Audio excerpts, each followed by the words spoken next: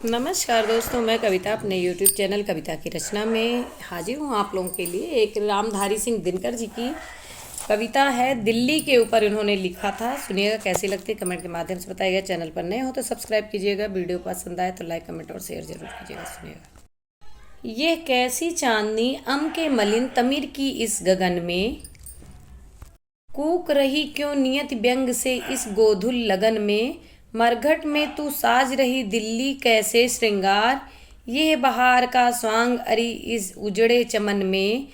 इस उजाड़ निर्झर खंडहर में छिन्न भिन्न उजड़े इस घर में, तुझे रूप सजाने की सूझी इस सत्यानाश प्रहर में।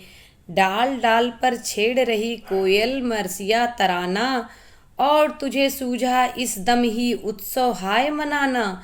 हम धोते हैं घाव इधर सजलज सतलज के शीतल जल से, उधर तुझे भाता है इन पर नमक हाय छिड़कना। महल कहाँ बस में हमारा केवल फूस फास दृढ़ दल का, अन्न नहीं अवलंब प्राण का गम या आंसू गंगा जल का। धन्यवाद। ये कविता कैसी लगी? इसे उन्होंने दिल्ली के ऊपर लिखा था। सुनिएगा, और कविता का अर्थ समझ में आ जाए तो आप ज़रूर बताइएगा कमेंट के माध्यम से। कैसे हैं? चैनल पर नए हैं, सब्सक्राइब कीजिए। वीडियो पसंद आया तो लाइक कमेंट और शेयर कीजिए।